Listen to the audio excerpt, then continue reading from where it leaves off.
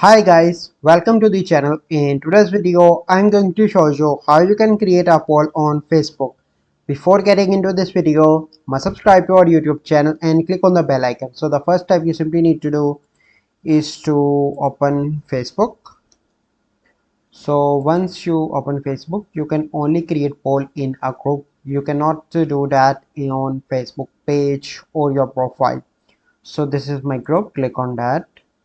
And here you can see poll option. If you want, you can create from here, or you can simply click on write something, and here you can click on three dots and click on poll. So I'm going to create a poll.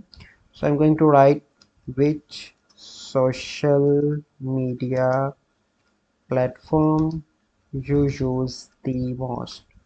So it is up to you, you can add any question. So I'm going to add Facebook, Insta, Twitter, and if you want you can add multiple options. So I'm going to add TikTok, and then you need to click on post. So this is the process by which you can create poll on Facebook. I hope you find this video helpful. If you find this video helpful, must like this video, subscribe to our YouTube channel for future videos. We'll see you in the next video. Thank you, have a good day.